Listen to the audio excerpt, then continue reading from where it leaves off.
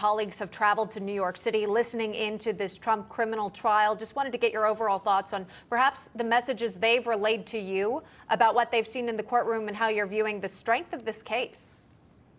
Well, there is no case. The fact that this was even brought shows the complete weaponization of Biden's DOJ, using a department lawyer to come and try to prosecute Trump for things that he didn't do. And I agree with your previous guest on they should call Bob Costello to the stand. We had him in the Weaponization Committee yesterday, and he used to represent Michael Cohen, and you bring him as a witness to impeach the testimony of Michael Cohen because Michael Cohen told him back then when all this was going on that Trump had no knowledge that he was even negotiating this NDA with Stormy Daniels, and the payment he did without Trump's knowledge. All of this was done and to try to ingratiate himself back into Trump's orbit because he wanted to be appointed to something.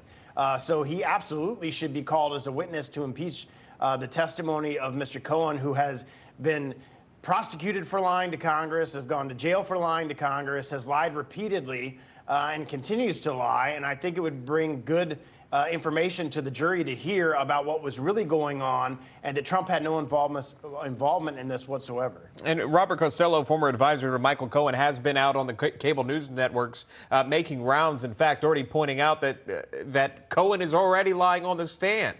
And not only making that allegation, but he says he has the emails and documentation to even prove that. So will the defense call? That could be a major moment, at least next week. Another major moment that happened here on within the Senate. I wanted to play this for you. Senator Mitt Romney speaking out about the trial, as many have, but he said this: President Biden should pardon Trump. Watch. You may disagree with this, but had I been President Biden, when the Justice Department brought in indictments, I would have immediately pardoned him. I'd have pardoned President Trump. Why? Well, because it makes me, President Biden, the big guy, and the person I pardoned, the little guy. And number two, it's not going to get resolved before the election. It's not going to have an impact before the election. And frankly, the country doesn't want to have to go through prosecuting a former president. And obviously, Trump facing a number of charges, D.C., Florida, classified documents case, those related to election interference in Georgia, et cetera, which is seemingly what the senator is referring to. Obviously, Congressman, politics at play here, and Senator Mitt Romney thinks that maybe Biden could have taken a higher road and it would have benefited Biden. Your take?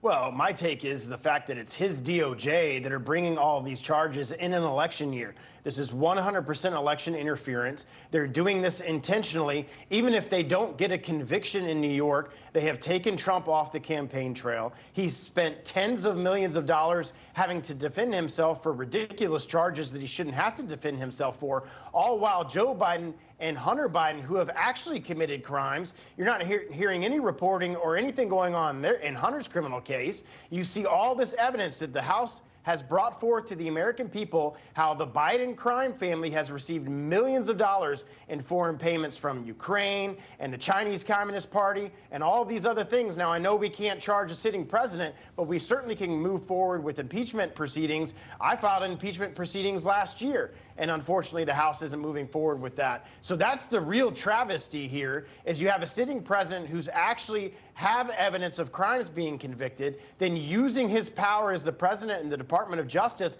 to go after his number one political opponent, Mr. Trump, who will be appointed as our leader in the Republican Party, our nominee going into this election. And they're using the justice system to try to, one, take his money away, and two, take him off the campaign trail. All right, Congressman Greg Steube weighing in on that. Good to see you. We appreciate that.